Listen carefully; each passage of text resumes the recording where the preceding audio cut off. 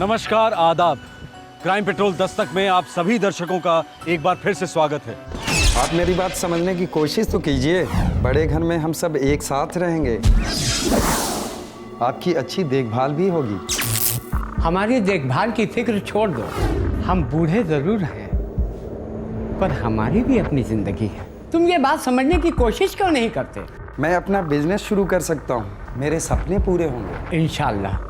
पर बेटे, हमारे अपने भी तो कुछ सपने हैं। वही तो, आप सिर्फ अपने बारे में सोच रहे हैं, मेरे बारे में सोचते ही नहीं आप। ये बात गलत है। हमने सारी जिंदगी कुर्बान की तुम्हें इस काबिल बनाने में, और अभी हमसे उम्मीद रखते हो? कम से कम हमारी कब्र पर अपनी इमारत खड़ी मत करो। बुढ़ापा आसान नहीं है। बीमार और तन्हा बुजुर्गों को बोझ होने का खिताब दिया जाता है, पर इस बोझ को अक्सर माँ बाप होने की जिम्मेदारी से राहत मिलती ही नहीं है। बुढ़ापे के लिए बचाई गई थोड़ी बहुत पूंजी पर बच्चे अपना हक जताना शुरू कर देते हैं। एफडी तुड़वाओ, घर बेचो, गहनों की अब क्या जरूरत है। ऐसी मांगे बूढ़े बुजुर्गों के डगमगाते कदमों को और कमजोर कर देती हैं। पर बुजुर्ग अक्सर इन मांगों में छुपी दस्तक को सुन नहीं पाते हैं। उनके ना कहने से दूरी बढ़ती जाती है, नाराजगी उबलने लगती है। जुलाई 2011, मुंबई, महाराष्ट्र।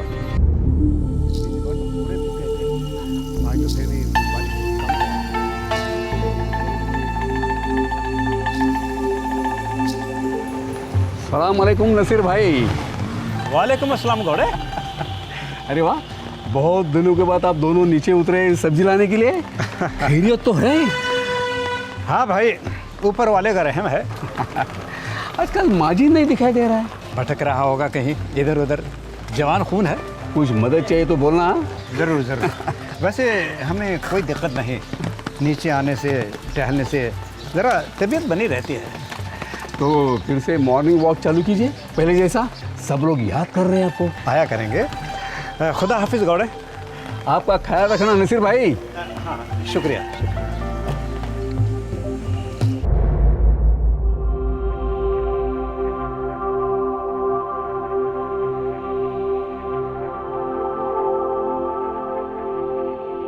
हाय माजिद, कैसे हो? बढ़िया। पर चेहरे से लग नहीं रहा, थोड़े परेशान लग रहे हैं। अब क्या बताऊं वर्मा, एक बार अब्रोड काम कर लो ना, कोई नौकरी रास नहीं आती। अब यार, इंडिया में तुम्हें दुबई वाली सैलरी तो कोई देने से रहा है ना। आज एक 5 स्टार होटल के डायरेक्टर से मिलके आया। अच्छा, एवं ही ऑफर था। काम में मजा भी तो आना चाहिए ना। हाँ ये बात तो है। Anyway, best of luck. ढूंढते रहो, देखना अच्छा ना कुछ मिल ही जाएगा। नहीं वर्मा, ढूंढने से कुछ नहीं मिलता, मांगने से भी नहीं।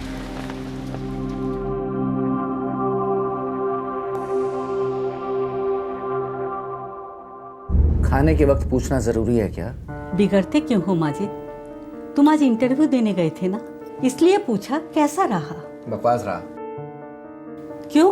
मना कर दिया मैंने, फालतू ऑफर था। अरे, दुबई वाला स्टैंडर्ड ही नहीं है। दुबई को अब 4 साल हो गए माजिद, अब कहीं ना कहीं से तो शुरुआत करनी है ना। क्यों करूं? कोई कल का ग्रेजुएट नहीं हूं मैं। 25 साल का एक्सपीरियंस है मेरा। मैं कहता हूँ अगला जो ऑफर मिले ले लो। इतने एक्सपीरियंस के बाद फटाफट सीढ़ी चढ़ जाओगे। नहीं अबू, जब तक मेरे लेवल का जॉब नहीं मिलता ना, मैं कहीं ज्वाइन नहीं करूंगा। तब तक शराब भी मत पीना, समझे? अम्मी प्लीज, बच्चा नहीं हूं मैं। तुम्हारा नवाज अब बच्चा नहीं रहा, दिन ब दिन बड़ा होता जा रहा है, और साथ ही साथ तुम्हारा शराब पीना भी बढ़ता जा रहा है। बच्चे सब समझते हैं। सुकून से रोटी भी नहीं खाने देती आप। सुकून कमाना पड़ता है बेटा, मेहनत का काम है ये। मेहनत करने से नहीं डरता हूं मैं, आप कतराते हैं मेरी मदद करने से। पता नहीं किस बात का डर है। अरे ये भद्दा सा मकान बेच के पूना क्यों नहीं चलते? मैं जैसे घर में रहेंगे वहां पे हम। कुछ काम कर लूंगा अच्छा सा। मैं नवाज, आप सब साथ रहेंगे, समझते नहीं आप? हमारी उम्र का लिहाज करो माजिद मियां। इस उम्र में नए घर और नए शहर से वाकिफ होने की ना तो हम में ताकत है और ना ही फितरत। हम यही खुश हैं। जब मैं खुश नहीं हूं तो आप लोग कैसे खुश रह सकते हो? हमारे रहते तुम कभी खुशी से नहीं रह सकते। तुम अपने सारे अरमान पूरे कर लेना, जब हम नहीं रहेंगे तब। समझे बेटा?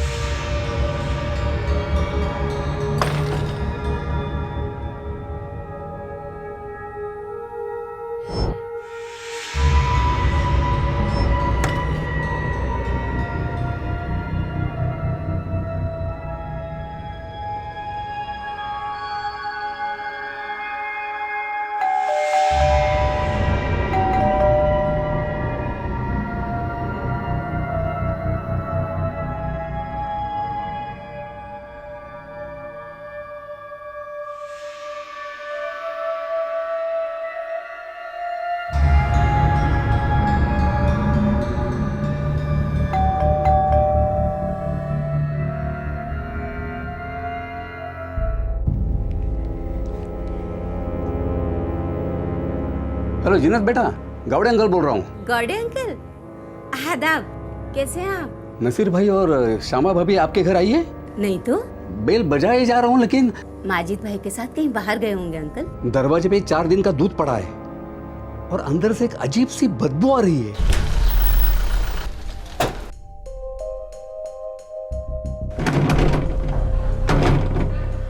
एक बार तोड़।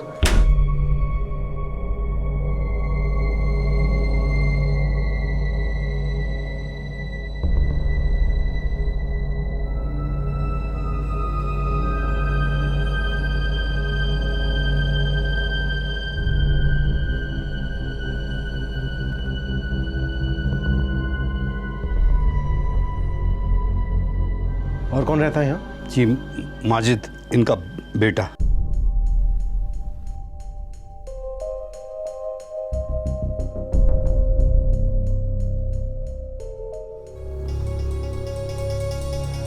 मैंने जो किया है बहुत दर्द सहने के बाद किया है। अम्मी अब्बू ने मेरा जीना दुश्वार कर दिया था। मुझे डर है कि एक दिन मैं बिल्कुल लाचारी में अपने बेटे नवाज पर बोझ बन जाऊंगा। मेरी अब जीने की कोई ख्वाहिश नहीं है। नवाज, मेरी जान, पापा को माफ़ कर देना। मुझे तुम्हारी अम्मी के पास ही दफना देना। माजिद जमाल। ये माजिद का नंबर है किसी के पास? नहीं जी, वो तो सेल रखता ही नहीं था। उनकी एक बेटी है जीनत, हैदराबाद में रहती है। आपको फ़ोन करने से पहले मैंने उनको फ़ोन किया था, जल्दी मुंबई की फ़्लाइट पकड़ो। हाँ, माजिद का एक बेटा है नवाज, पूना में काम करता है। क्या काम करता है? बीपीओ शीपीओ में नौकरी करता है। उसका नंबर है आपके पास? नहीं। कोई बात नहीं, हम उसे ढूंढ लेंगे। एक बुजुर्ग जोड़े की निर्दयी हत्या हुई थी उन्हीं के घर में। ये जोड़ा पिछले 15 साल से इस फ्लैट में रह रहा था। वहां मिला था एक नोट जो उनके बेटे माजिद का सुसाइड नोट जान पड़ रहा था। तहकीकात पोस्टमार्टम से शुरू हुई। इनके सर पर काफी गहरी चोट है और उसी चोट की वजह से इनकी मौत हुई है। और पत्नी शमा जमाल? इनके दुपट्टे से ही इनके गले को घोंटा गया है। तकरीबन कब हुए होंगे ये मर्डर? दोनों मर्डर्स करीब 72 से 80 घंटे के बीच में हुए हैं। मतलब 3 दिन पहले? करेक्ट। अच्छा, अब दोनों मर्डर एक साथ हुए हैं या एक पहले एक बाद में? नहीं, दोनों एक साथ तो नहीं हुए, 2-3 घंटे का फर्क है। नसीर जमाल की मौत पहले हुई। इंटरेस्टिंग। सच कहूं तो माजिद थोड़ा सा क्रैक सा था साहब। मतलब 100% नहीं कह सकता, पर अजीबो गरीब बातें करता था। बहुत टाइम से बेकार था, उसको नौकरी नहीं मिल रही थी। नसीर भाई और श्यामा भाई बहुत परेशान रहते थे। कोई अड्डा, कोई ठिकाना जहां वो आता जाता था, कोई दोस्त वोस्त, किसी को कुछ नहीं बताता था। पिछले कुछ दिनों में तुमने कहीं आते जाते देखा उसे? नहीं साहब, माजिद को पहचानना बहुत मुश्किल है। वो यहाँ दिखता ही नहीं था। और कुछ? एक बिल्डिंग की बाई है जो उसके घर में काम करती थी। साहिब, देवा शपथ खरं सांगते, मुझे सच में कुछ भी नहीं पता है। कितने बजे जाती थी उनके यहाँ काम करने? सुबह 8:30 बजे शमा ताई और नासिर भाव के यहाँ काम करती थी। पिछले 3 दिन से जा रही थी क्या उनके यहाँ काम करने? गई थी ना साहब, 4 दिन पहले लास्ट गई थी। तब घर पर वो भी था ना। वो कौन? वो साला खड़ूस चक्र मजीद।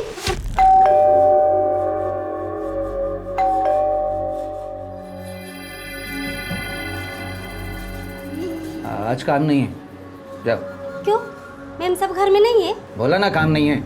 1 हफ्ता घर बंद रहेगा, आने की जरूरत नहीं, जाओ। मुझे मैम साहब से बात करने दो साहब। उन्होंने बोला था आज पूरा दिन घर की साफ सफाई करनी है। कैंसिल सब, होना जा रहे हम लोग। 1 हफ्ता घर बंद रहेगा। साहब कुछ अजीब सा तो जरूर लगा साहब। साहब हैदराबाद से माजिद की बहन और पुणे से उनका लड़का आया है। भेज उनका अंदर। ठीक है साहब। रुकमणी भाई अब तू जा।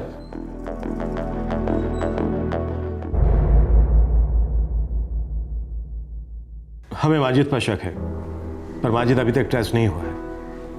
आप लोगों को कोई आइडिया? सर मेरे माजिद भाईजान थोड़े डिस्टर्ब जरूर थे, पर वो अम्मी अब्बू के साथ ऐसा कुछ नहीं कर सकते। अभी पिछले हफ्ते ही तीनों से बात हुई थी। अब्बू दवाएं टाइम पर ले रहे हो ना? हाँ बेटी, और तुम्हारी अम्मी भी अपना इंसुलिन टाइम पर ले रही हैं और कभी कभार एक आध जलेबी भी खा लेती हैं। खाने दीजिए, पर एक जलेबी के लिए पूरे 2 राउंड लगवाइएगा पार्क में। वैसे अब्बू आप बराबर जा रहे हैं ना वॉक पर? बेटा कोशिश तो करते हैं, लेकिन आजकल उतने वॉक्स हो नहीं पाते हैं। आप में और अम्मी में अभी बहुत ताकत है। आप वादा कीजिए आप हर रोज जाएंगे वॉक पर। अच्छा मेरी अम्मी, अब बता तुम कैसी हो? अल्लाह का करम है, सब ठीक चल रहा है। अच्छा अब्बू जरा माजिद भाई से बात करवाओ ना। अच्छा माजिद जीनत का फोन। हाँ जीनत, खैरियत? बिल्कुल भाईजान, आप ठीक हैं? हाँ, मुझे क्या होने लगा भला? नहीं वो आप थोड़ा अपनी जॉब को लेकर परेशान थे ना? तुम भी मेरी जॉब को लेकर परेशान हो? तुम्हें भी निखट्टू लगता हूँ मैं? नहीं भाईजान, ऐसा क्यों सोचते हैं आप तो इतने एक्सपीरियंस्ड हैं। इस एक्सपीरियंस का अचार डालूं मैं?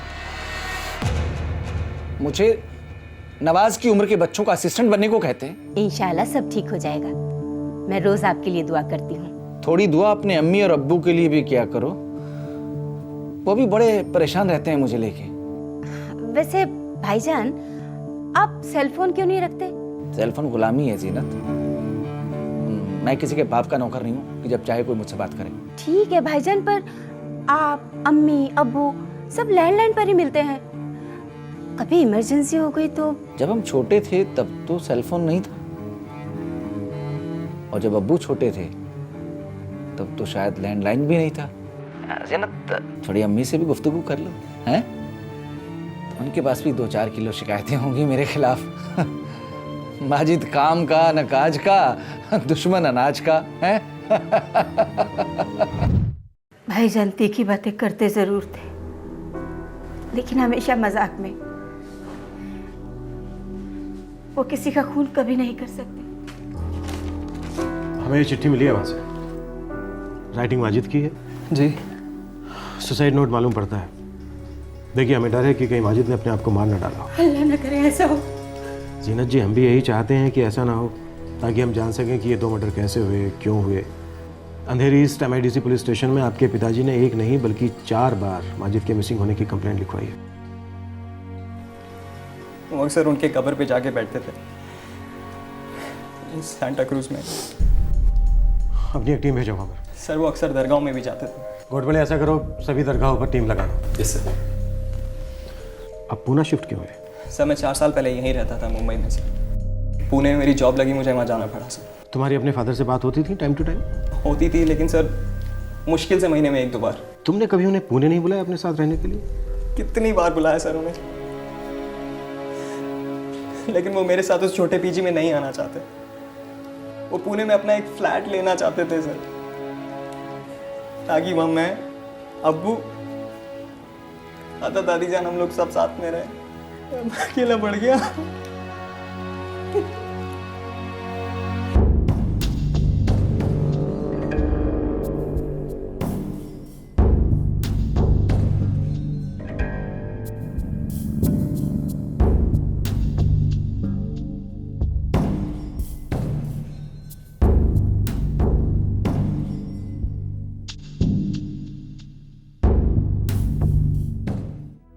सर कब्रिस्तान में और दरगाहों पे 24 घंटे वॉच रखी जा रही है सर, पर अभी तक कोई मूवमेंट नहीं मिल रही है सर। मुझे लगता है माजिद ने अब तक सुसाइड कर लिया होगा। कोई बंदा ऐसे अपने माँ बाप को मारकर जिंदा कैसे रह सकता है सर? अच्छा अब माजिद का फोटो सभी पुलिस स्टेशन में भिजवा दो और सारे मोर्ग में भी, मुंबई और पुणे दोनों जगह। Okay sir. एक 50-55 साल का आदमी अपने बूढ़े माँ बाप को ऐसे मार डालता है, क्या चल रहा होगा उसके दिमाग में, उसके घर में?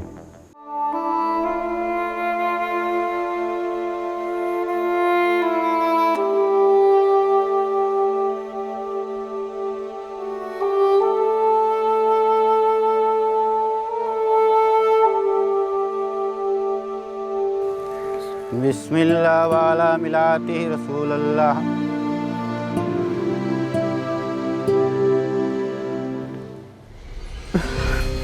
फूफी, सच बताइए प्लीज, आपको लगता है कि अब्बू ने दादा दादी जान को मार डाला? खुदा न करे कि पुलिस की बात सच हो जाए। मैं जानता था अब्बू अम्मी की मौत के बाद बहुत परेशान थे। मैं कुछ नहीं कर सका उनके लिए फूफी। मैंने पुलिस को एक बात नहीं बताई। पिछले हफ्ते वो पुणे आए थे मुझसे मिलने। अबू, एक रात के लिए तो रुक जाइए मेरे साथ। नहीं बेटा, तुम पीजी हो किसी के यहाँ, एतराज होगा उन्हें। एतराज नहीं होगा उनको, मैंने उन लोगों से बात कर ली है, वो लोग माइंड नहीं करेंगे। मैं माइंड करता हूँ बेटा, मुझे अच्छा नहीं लगता। किसी की मेहरबानी से बहुत तकलीफ होती है मुझे। अच्छा ठीक है, 1 महीने बाद मेरी सैलरी इंक्रीज हो रही है, मैं यह फ्लैट रेंट पे ले लूंगा। ओके, तब आएंगे ना आप मुझसे मिलने? इंशाल्लाह हमारे पास बहुत जल्द पूना में 3 BHK होगा अपना। एक कमरे में तुम रहना, एक कमरे में तुम्हारे दादा दादी जान, और एक कमरे में मैं और तुम्हारी अम्मी शहनाज। अबू, अम्मी को मरे हुए 10 साल हो गए। ऐसा कुछ नहीं कहना बेटा, वो सिर्फ गहरी नींद में है बेटा। यहां पूना आने से पहले मिल के आया हूं उसे। बहुत प्यार करती है तुम्हें बेटा। अच्छा मैं निकलता हूं मुंबई के लिए, वरना तुम्हारी अम्मी नाराज हो जाएंगी कि मैं उसके लिए फूल नहीं लेके आया। ये आजकल उसे गुलाब का बड़ा शौक चढ़ा है बेटा। मुझसे कहती है मेरे लिए सारे सफेद गुलाब ले आइए। आसान नहीं होता यार, सफेद गुलाब मिलना आसान नहीं होता, लेकिन मैं फिर भी कभी उसे मायूस नहीं करता। 4 साल पहले जब मैं यहाँ पे था ना, अब अक्सर अम्मी की कब्र पे जाके बैठते थे, घंटों बैठे रहते थे वहां पर, उनसे बातें करते थे, मुझे भी ले जाते थे कभी कभी।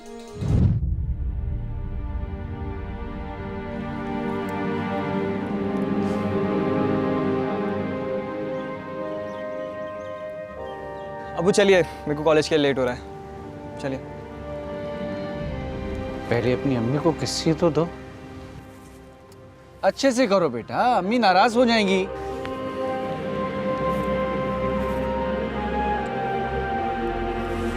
ओके, अब चलिए। चलो भाई।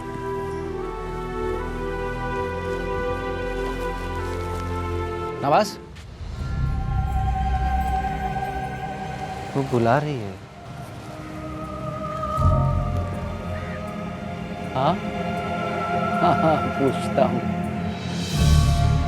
अम्मी पूछ रही हैं कॉलेज के बाद क्या करने का इरादा है। अब आपको पता है मेरे को ये सब बातें अच्छी नहीं लगती हैं। नवाज,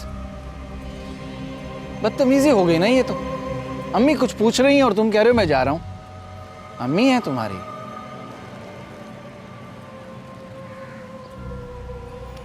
मेरी जान, मेरा सब कुछ। जो बंदा अपनी बीवी से इतना प्यार करता है, अपने अम्मी अब्बू का खून क्यों करेगा? तो फिर मैं नहीं मानता पुणे किसी का खून किया है। अल्लाह करे तेरी बात सच हो बेटा, अल्लाह करे माजिद भाई जिंदा हो। फूफी, आप परेशान मत होइएगा। हाँ, पुलिस वगैरह का मैं सब देख लूंगा। रोज फोन करना नवाज। ठीक। और एक बात। बोलिए फूफी। अम्मी अब्बू तो अब रहे नहीं, माजिद भाई का भी कोई भरोसा नहीं। क्यों ना हम अम्मी अब्बू का फ्लैट बेच दें और उसके पैसे से तुम खुद का पूना में अपना फ्लैट खरीद लो। यही तो अब्बू का सपना था ना फूफी। कड़वी सच्चाई ये है कि तुम्हारे अब्बू अब ना होने के बराबर हैं। पीछे मुड़ के मत देख, तुम्हें अब आगे की ओर देखना है। एक तरफ माजिद जमाल का बेटा नवाज और बहन जीनत ये आस लगाए बैठे थे कि माजिद जिंदा हो और खूनी कोई और हो, दूसरी तरफ मुंबई पुलिस जमीन आसमान एक कर रही थी माजिद जमाल या उसकी लाश को ढूंढने में। पुलिस को किसी और पर शक नहीं था, बस उम्मीद थी कि माजिद जिंदा मिले और ये केस क्लोज हो जाए। सर।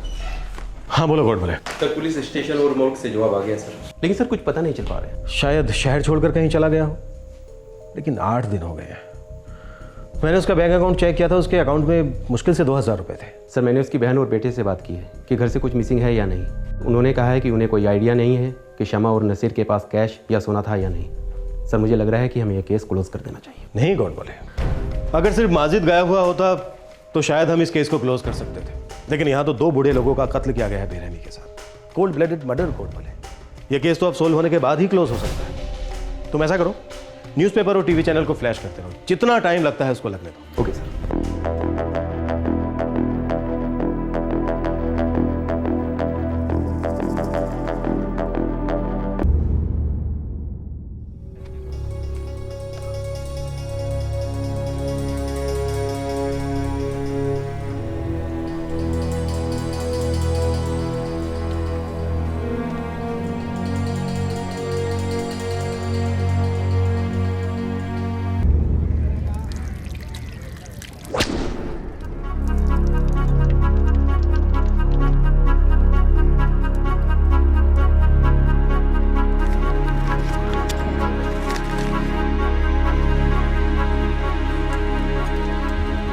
भाई साहब कितने पैसे हुए? 35 रुपए।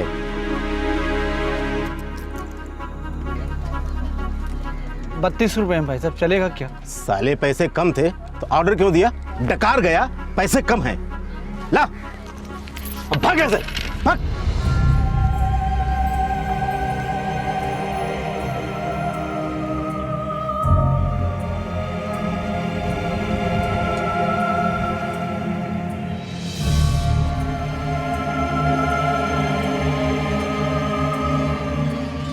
खाना लग गया है, अपने अब्बू से बोलो गरम रोटी खा ले आकर।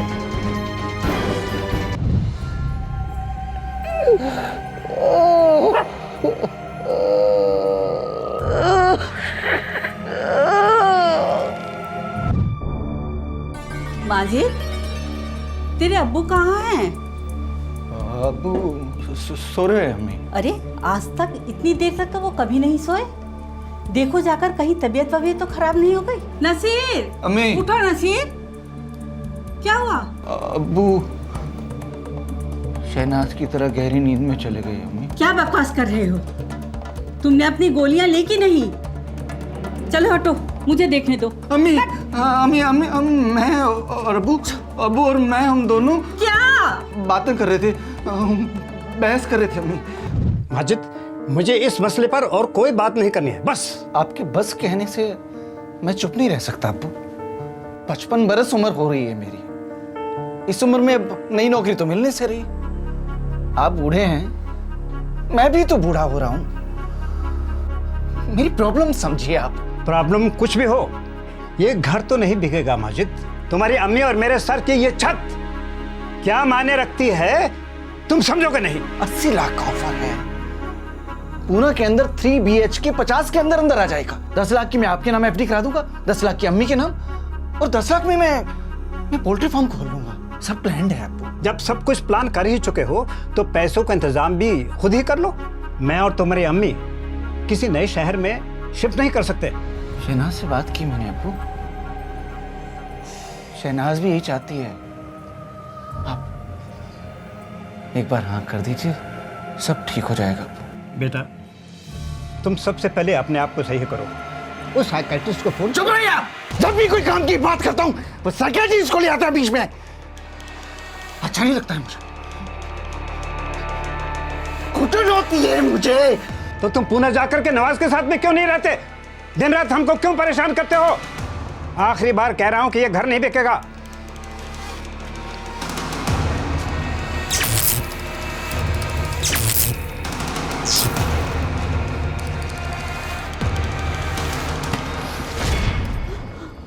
अम्मी, मैं अब्बू को मारना नहीं चाहता था अम्मी। मेरे कानों में एक आवाज आई, बोली कर दो। मैंने कर दिया। ये तूने क्या कर दिया? मैं शहनाज को बोल के आता हूँ। अम्मी छोड़ मुझे जाने दे। आप देख नहीं पाएंगी अम्मी। अम्मी आप देख नहीं पाएंगी। दे मुझे जाने दे। अम्मी अंदर अब्बू सो रहे हैं। मुझे छोड़ दो। अम्मी नहीं, मैं पुलिस को बोलता हूँ, बुरे माजिद को फांसी पे चढ़ा दो और अच्छे माजिद को शहनाज के पास भेज दो। है अम्मी? तुम अंदर मत जाना, तुम ना इधर इधर सोफे पे सोना अम्मी। इधर इस वाले सोफे पे सो जाना।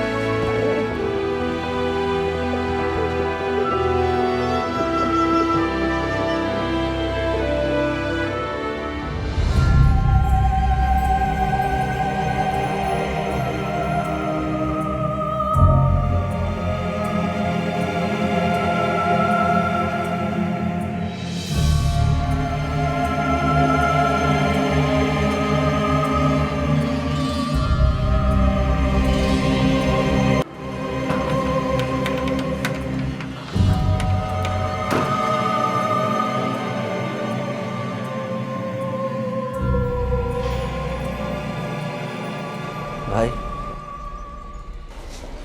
एक फोन करना है, बहुत अर्जेंट है। अरे आप हैं कौन और यहाँ क्या कर रहे हैं? वो किस लिए आए हैं? भाई शायद तुम नए आए हो। मैं कई सालों से सोसाइटी में रह रहा हूँ। मेरी सेल फोन के साथ साथ मेरी चाबियाँ भी खो गई हैं घर की। मेरा बेटा भी लेके आता ही होगा। इस कॉल के पैसे भी दे दूंगा। ठीक है, लीजिए। थोड़ा जल्दी कीजिएगा, इसमें बैलेंस कम है।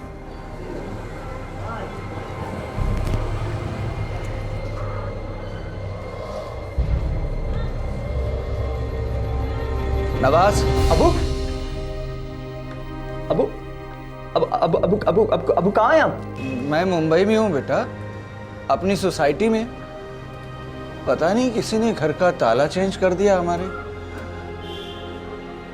मुझे अंदर जाके अपनी दवाइयाँ लेनी है बेटा।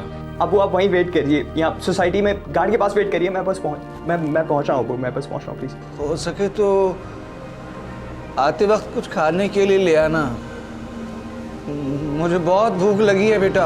मैं पहुँच गया अबू, बस मैं पहुँच गया, आप वेट कीजिए।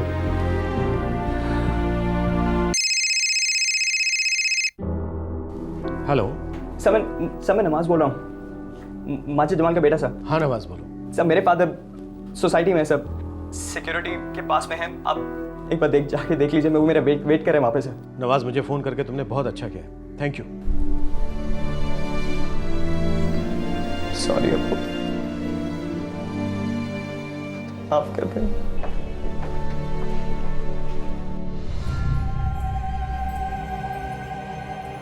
जेल में खाना मिलेगा? हाँ मिलेगा, चल।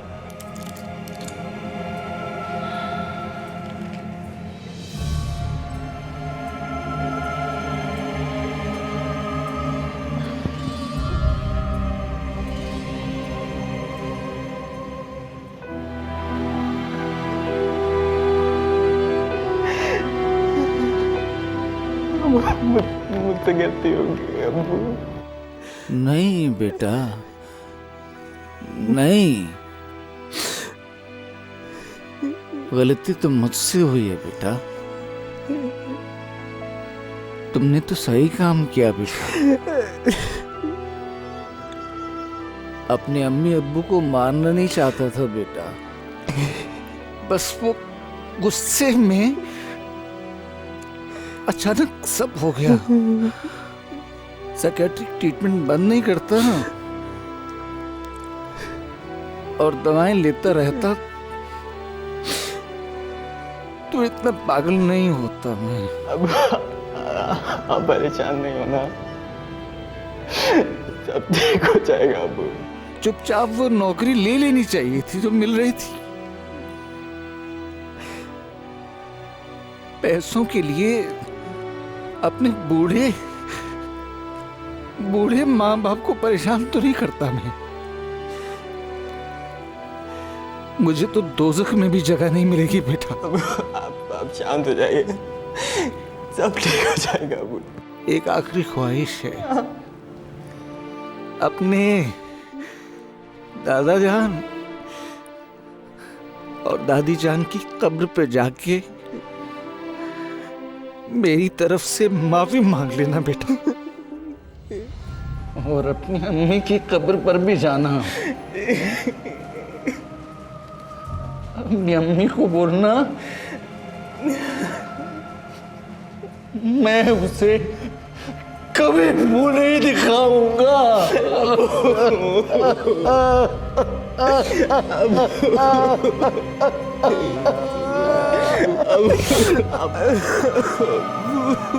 नमस्कार, आदाब। क्राइम पेट्रोल दस्तक में आप सबका एक बार फिर से स्वागत है। Excuse me sir. Yes sir, मैं एस्ट्रो बैंक से हूँ। हम लोग एक स्पेशल रेट ऑफर कर रहे हैं बिजनेस लोन्स के लिए। आपको इंटरेस्ट होगा सर? भाई वो तो रेट पर डिपेंड करता है सर। मार्केट रेट से 2% कम है सर। कब कांटेक्ट करूँ सर मैं आपको? कल सुबह करना, फ़ोन पर टाइम बता दूंगा। Thank you sir.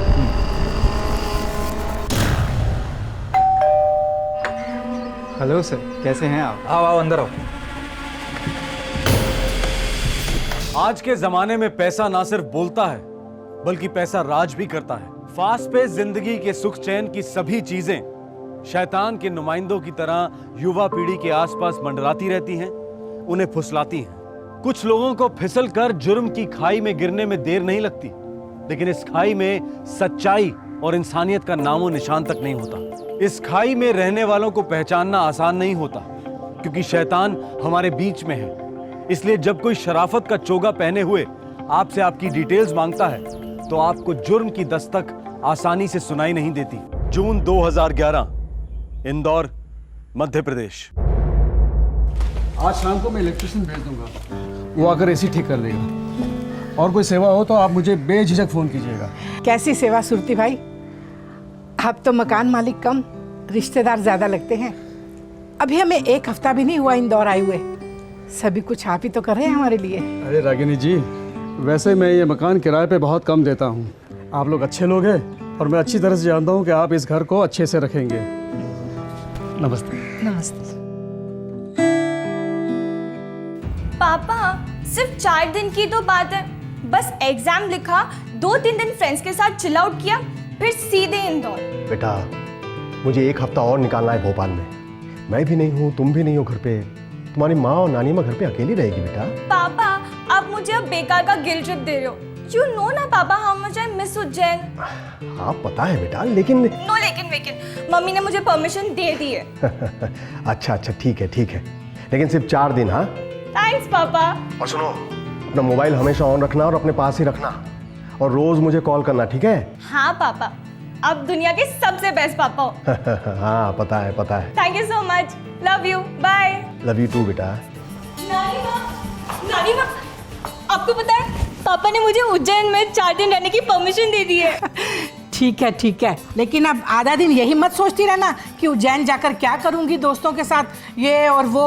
अपने एग्जाम्स की तैयारी करना, मेडिकल एंट्रेंस के एग्जाम्स है, कोई मजाक नहीं, समझी?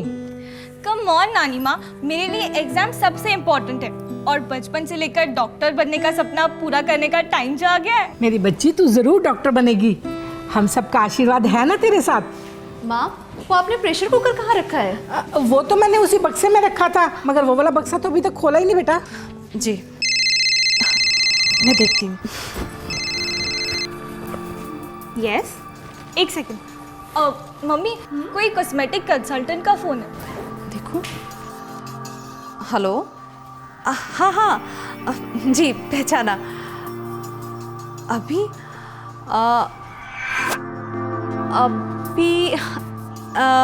ठीक है, आप 5:30 बजे तक आ सकती हैं। वो अभी मैं थोड़ा बिजी हूँ।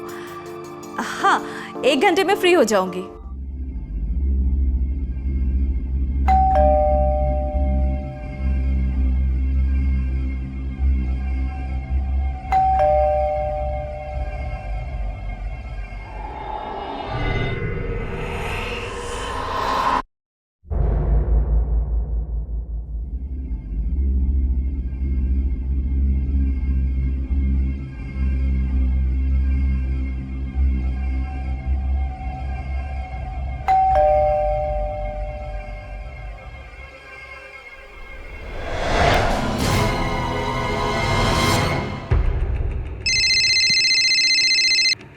सुरती भाई, सुनील इलेक्ट्रिशियन बोल रहा हूँ। अच्छा पहले ये बताओ कि तुमने एसी ठीक कर दी कि नहीं? ये यहाँ सब गड़बड़ हो गया है। क्या मतलब? दरवाजे के बाहर काफी खून पड़ा है। क्या?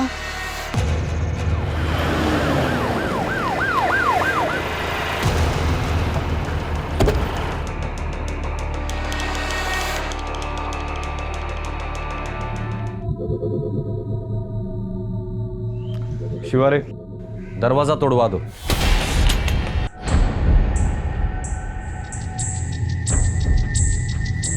सर सारा कीमती सामान साफ किया गया है।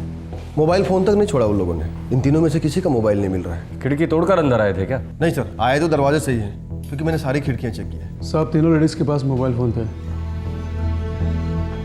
आप मकान मालिक मिस्टर सुरती? जी साहब, अभी 1 हफ्ते पहले ही किराए पर लिया था मकान इन लोगों ने। इन 3 औरतों ने? नहीं साहब, ये मधु जी है, इनके मिस्टर हैं, बैंक में काम करते हैं। नीलेश नाम है उनका, भोपाल गए हैं बैंक के काम से। ये उनकी माँ होगी? नहीं साहब, सास है, मधु जी की माँ और ऐश्वर्या की नानी जी। कहाँ से आए थे ये लोग? उज्जैन से। नीलेश की वहाँ कुछ सालों तक पोस्टिंग थी, अभी अभी ट्रांसफ़र हुआ था यहाँ इंदौर में। नंबर है उसका? सब मैंने फ़ोन तो कर दिया है। ठीक है, फॉरेंसिक टीम का काम हो जाने के बाद तीनों बॉडीज को पोस्टमार्टम के लिए भेज दो। ये कॉस्मेटिक का सामान यहाँ पड़ा है, इस्तेमाल नहीं हुआ है। ये ट्रिपल मर्डर एक पॉश हाउसिंग कॉलोनी में इतवार को हुआ, जब ज्यादातर लोग घर में होते हैं। इस भयंकर हत्याकांड ने हर इंदौर वासी को दहशत के पसीने में भिगोकर रख दिया। मध्य प्रदेश पुलिस पर इस केस को लेकर जबरदस्त प्रेशर था, लेकिन दिल्ली अब भी काफी दूर थी।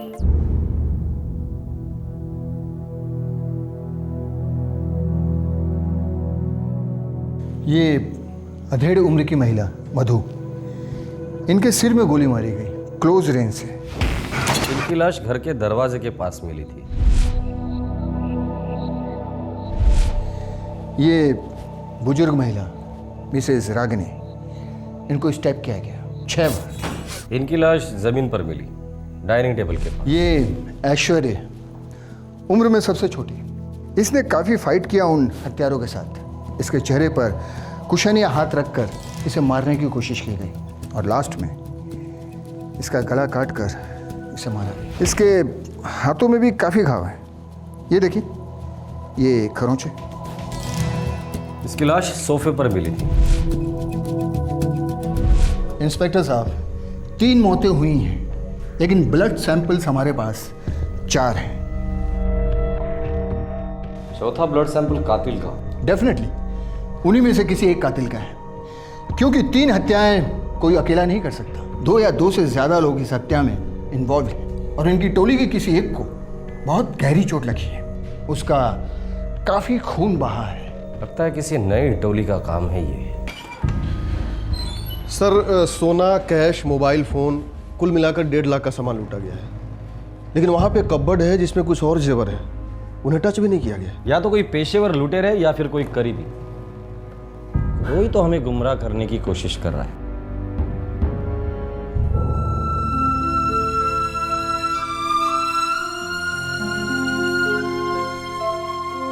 पहले सब माफ कीजिए, मैं आपकी हालत समझ सकता हूं, पर कुछ सवाल है जिनके जवाब चाहिए। जी। आपके घर से काफी चीजें लूटी गई और काफी चीजें, कीमती चीजें छोड़ी भी गई है, ऐसा क्यों? मुझे नहीं मालूम सर। किसी से दुश्मनी? जी नहीं। आपकी बेटी ऐश्वर्या, बीवी मधु और सास रागिनी, इनकी किसी के साथ कोई दुश्मनी? सर हम लोग इंदौर में नए हैं, मुझे नहीं पता हमसे किसी को क्या दुश्मनी हो सकती है। किसी से पुरानी दुश्मनी उज्जैन से? मुझे नहीं लगता सर। ये नोवेला ब्यूटी प्रोडक्ट्स आपकी बीवी मधु के लाश के पास मिले, ब्रांड न्यू है, इसके बारे में कुछ बता सकते हैं आप? मुझे कुछ नहीं पता सर, मुझे सिर्फ इतना पता है कि मेरे सब अपने खत्म हो गए, एक पल में सब कुछ खत्म हो गया सर।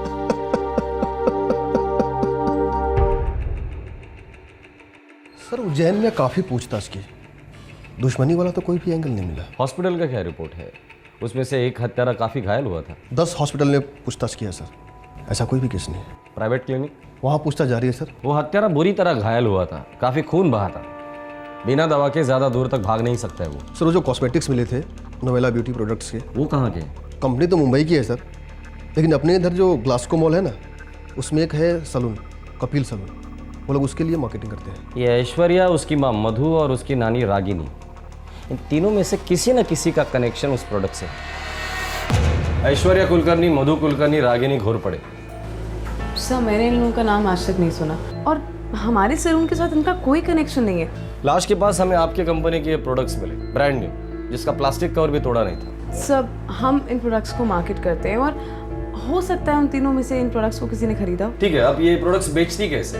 हमारी सेल्स टीम है जो कुछ दुकानों को टारगेट करती है और कुछ हाउसवाइफ्स को। पूरी टीम की लिस्ट चाहिए अभी।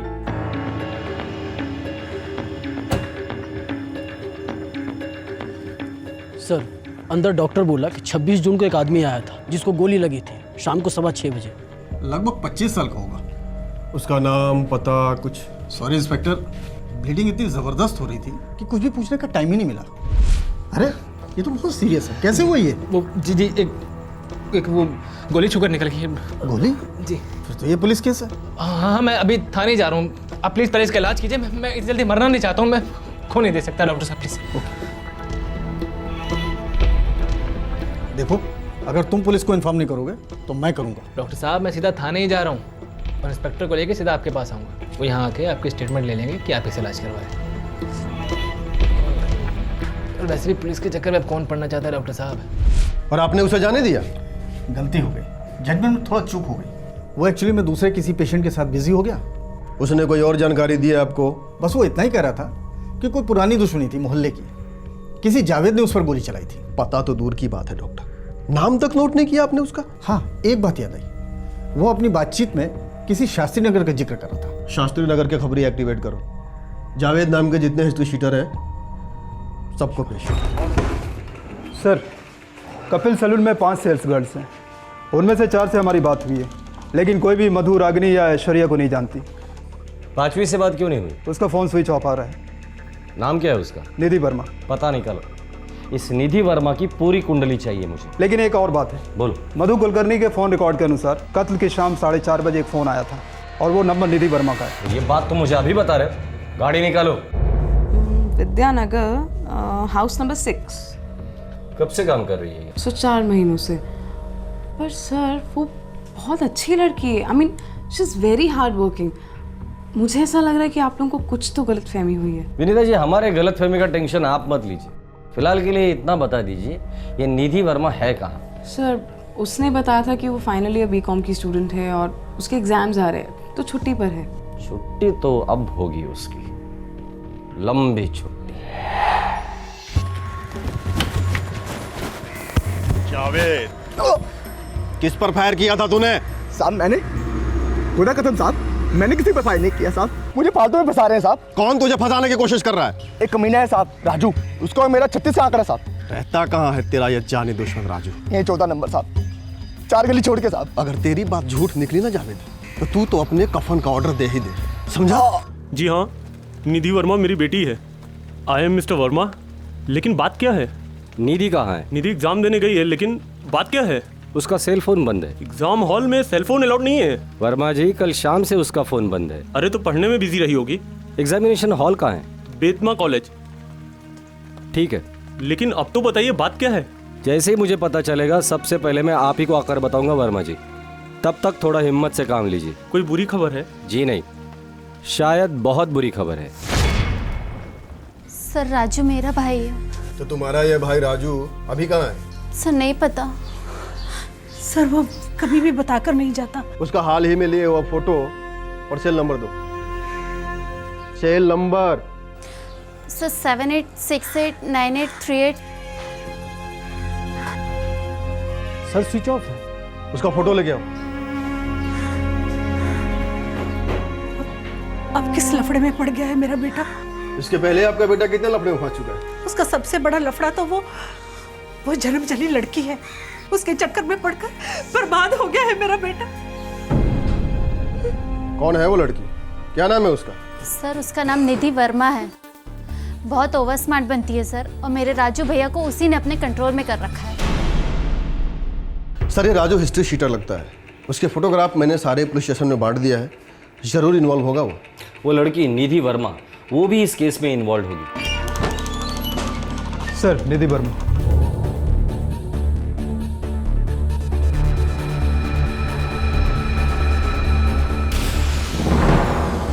What is this, sir?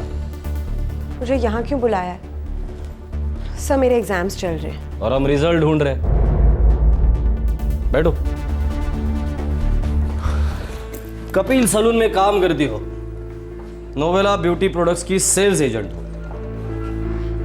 हाँ सर, करती हूँ अपनी पढ़ाई को सपोर्ट करने के लिए। क्यों? क्राइम है क्या? संडे 26 जून शाम 4:30 बजे तुमने मधु कुलकर्णी को फोन किया था। हाँ सर, किया था। उन्होंने मुझे 5:30 की अपॉइंटमेंट दी थी। फिर? सर, मैं वहां गई थी पर कोई दरवाजा नहीं खोल रहा था। मैंने पूरे 15 मिनट्स वेट किया। उनके फोन पे ट्राई भी किया पर फोन स्विच्ड ऑफ आ रहा था। पिछले 3 दिनों से तुम्हारा भी फोन स्विच ऑफ है निधि। सर, मेरे एग्जाम्स चल रहे हैं। मैं एग्जाम्स में किसी की कॉल्स नहीं लेती हूँ। मुझे एग्जाम पेपर्स के अलावा कुछ दिखाई नहीं देता। खून दिखाई दिया था? क्या? मधु कुलकर्णी के दरवाजे पर खून के धब्बे दिखाई दिए थे। नो सर, पर अगर दिखा होता तो मैं चुपचाप चली क्यों आती? मधु कुलकर्णी को फोन क्यों किया था? उसके घर पे क्यों गई थी? मैं नोवेला कॉस्मेटिक्स की मार्केटिंग कंसल्टेंट हूँ और हमारे नोवेला ब्यूटी प्रोडक्ट्स में मधु कुलकर्णी ने इंटरेस्ट दिखाया। बस। ये मधु मिली थी कहाँ तुम्हें? ग्लासको मॉल में।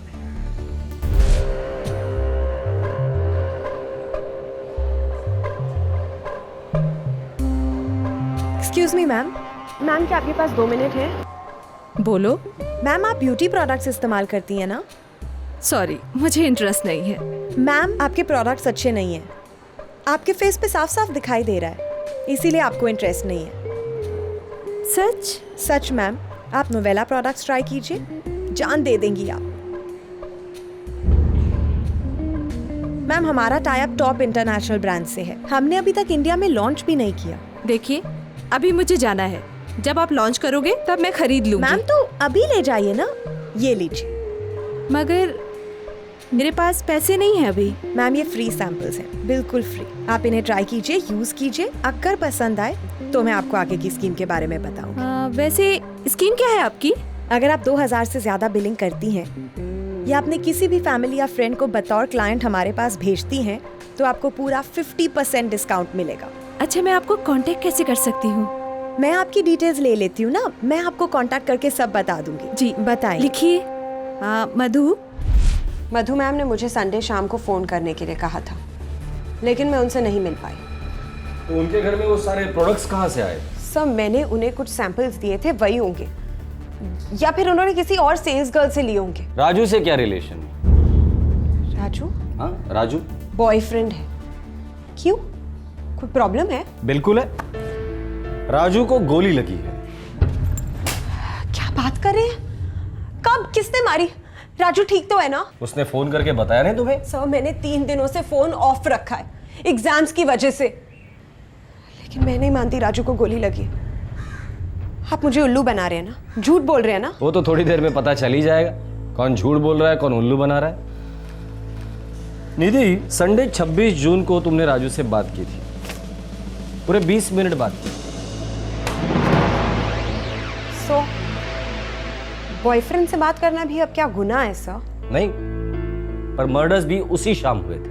माना कि मैं वहां जाकर आई थी, पर राजू का तो इससे कोई लेना देना ही नहीं है।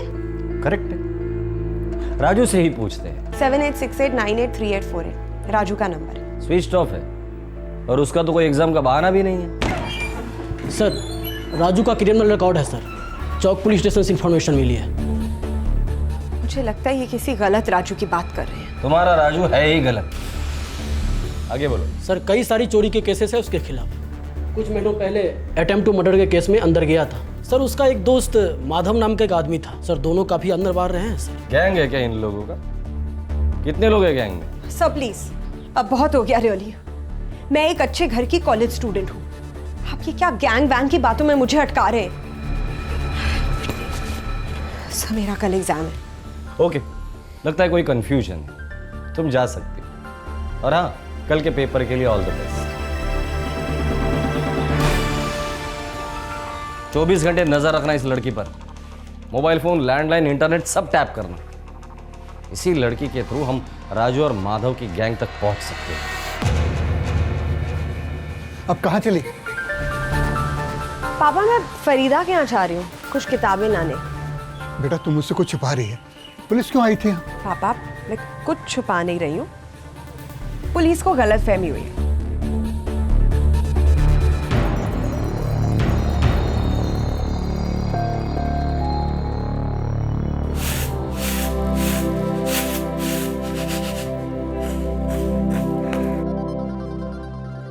रुक जा, एक कदम भी आगे रखा ना तो टांगे तोड़ दूंगी तेरी, डायन कहेंगी।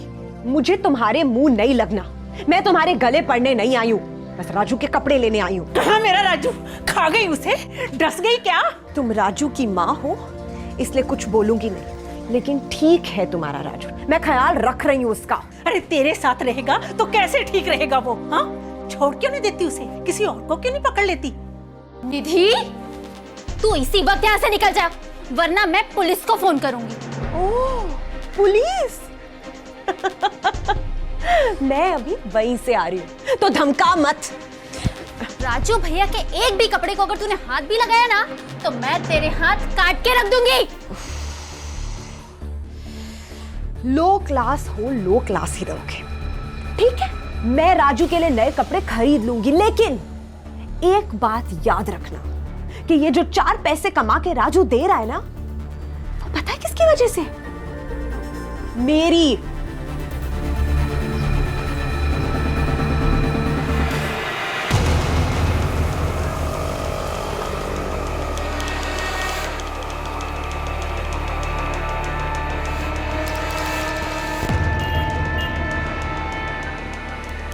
सर मुझे लगता है निधि वर्मा को पता है राजू कहाँ है। नजर हटने मत देना, उसकी हर एक मोमेंट की मुझे खबर करते रहना, समझे?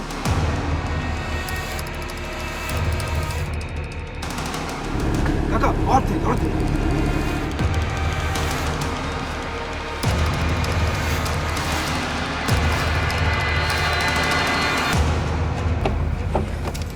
बंद कर। कैसा है राजू? अरे मैं एकदम ठीक हूँ। तू कैसी है मेरी जान? पुलिस जान गई है, हमें फौरन यहाँ से निकलना होगा। जाएंगे कहाँ?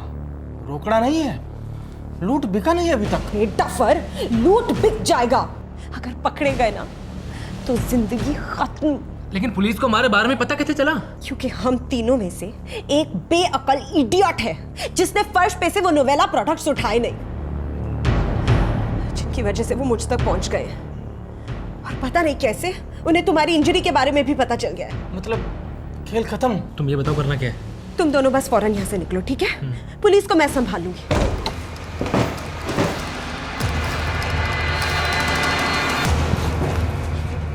तू हमें संभाल लेगी। लूट और मर्डर करने के बाद पुलिस को कैसे चकमा दे दे, स्पेशल सब्जेक्ट है तुम्हारा। चलो भाई, मैडम और 2 स्टूडेंट को पुलिस स्टेशन लेके चलो, इनका एग्जाम आज मैं लेता हूं।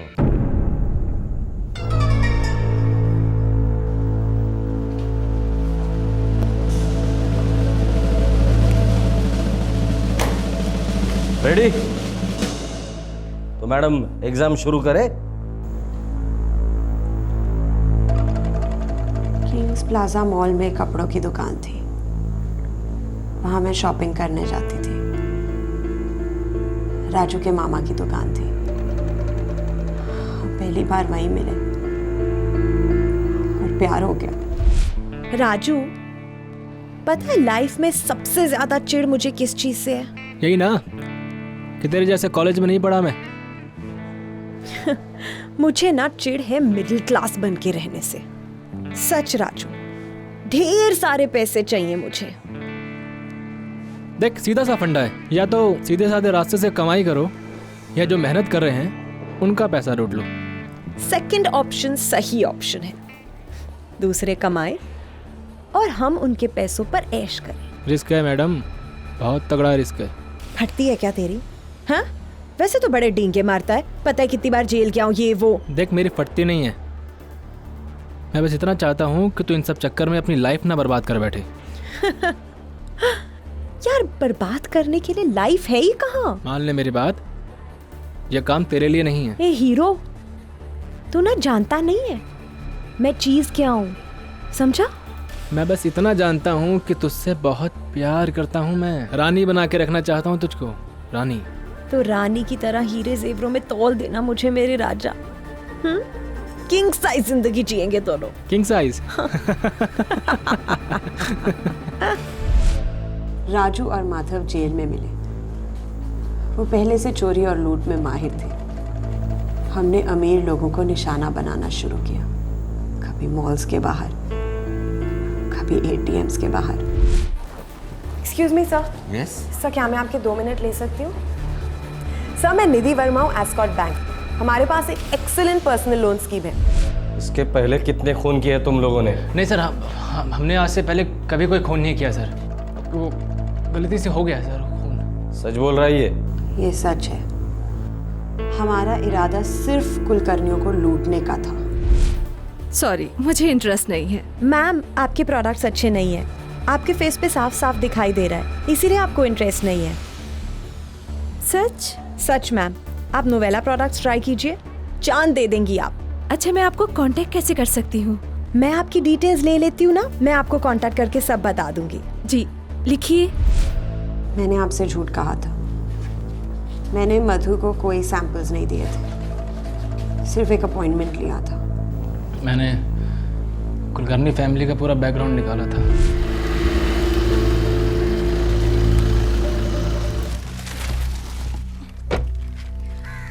माँ, मुझे ड्राइविंग आती है। लाइसेंस मिलने तक सवाल ही नहीं पैदा होता ऐशु। और देखो, मुझे बातों में मत फंसाओ। हाँ नानी माँ, अपनी बेटी को समझाइए ना, ऐसा नहीं करते। इतनी सख्ती से बच्चों के साथ कोई पेश आता है?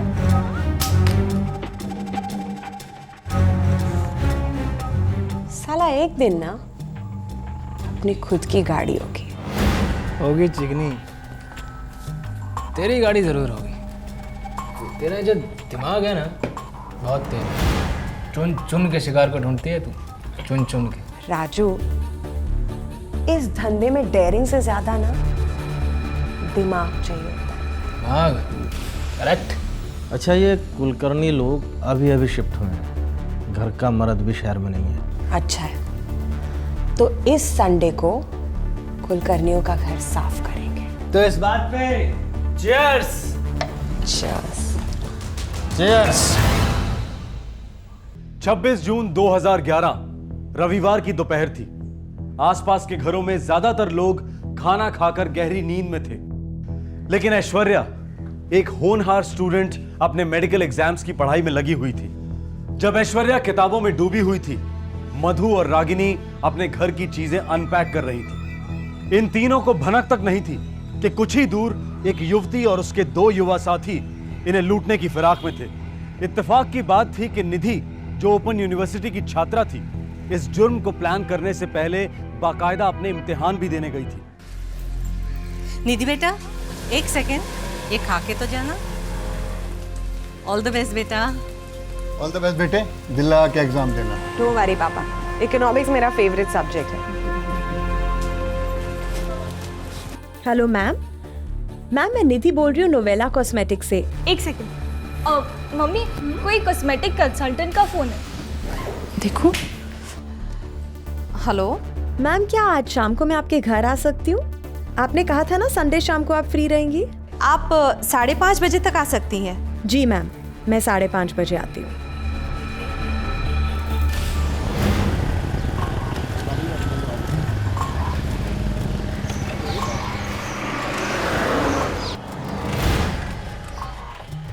इस खतरनाक बाइक का जुगाड़ किया कहाँ से बे तूने? अब जोन सी पहली बाइक दिखी, उठा ली। नंबर प्लेट चेंज किया ना?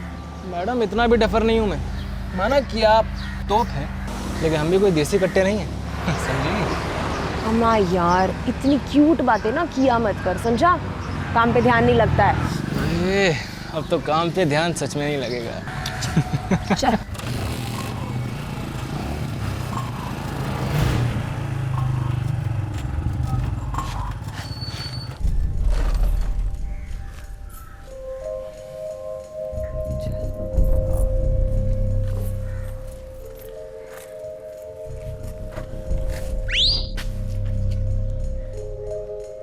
ए, पागल है क्या? सोच रहा भी मत, गाड़ी उठाई ना 100% पकड़े जाएंगे। चला जल्दी कर।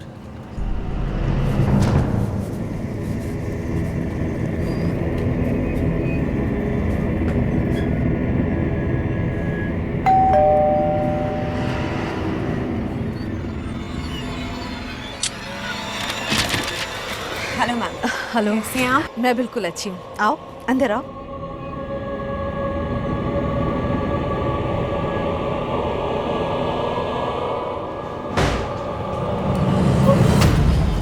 ये लोग कौन है दीदी? मैम आप जितना चुप रहेंगी ना उतना अच्छा होगा, समझी? चलो। ऐश्वर्या! चुप करा दे साली को गोली से। एक और मुसीबत कर दे इसका बेटा। बगीचे में घूम रहे हो क्या? जाओ जाके अलमारियां साफ करो। हाँ, आजा।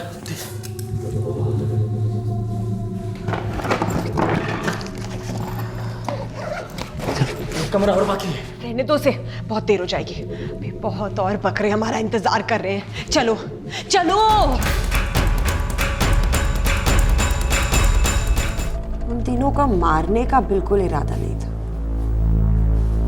बस हड़बड़ा गए और हो गए। अपने साथ भरा पिस्तौल और चाकू लेकर गए थे और कहते हो सिर्फ लूट का इरादा था?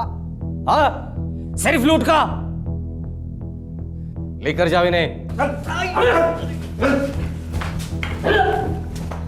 यकीन नहीं होता कॉलेज की पिद्दी सी लड़की इस खूंखार गैंग की लीडर हो सकती है।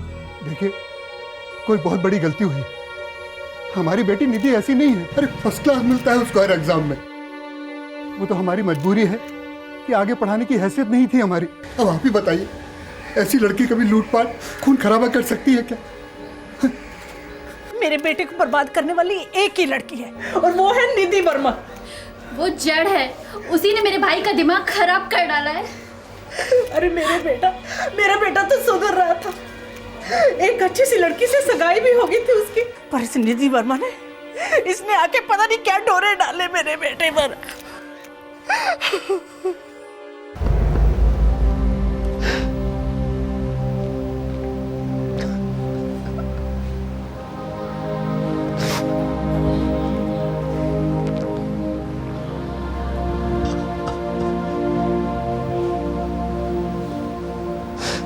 आज का ये केस हमारे उभरते शाइनिंग इंडिया को एक आईना दिखाता है। बड़े बड़े मॉल्स, नई नई गाड़ियां, सेल फोन्स, लैपटॉप्स और ढेर सारे लोन्स और स्कीम्स। आज के दौर का लाइफस्टाइल हर होर्डिंग, हर एड से चीख चीख कर कह रहा है, लिव लाइफ किंग साइज।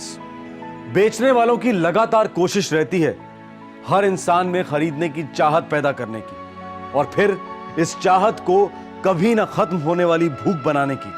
जो अफोर्ड कर सकते हैं वो तो अपनी चाहत को पूरा कर लेते हैं, लेकिन जो नहीं कर पाते उनकी चाहत मर तो नहीं जाती।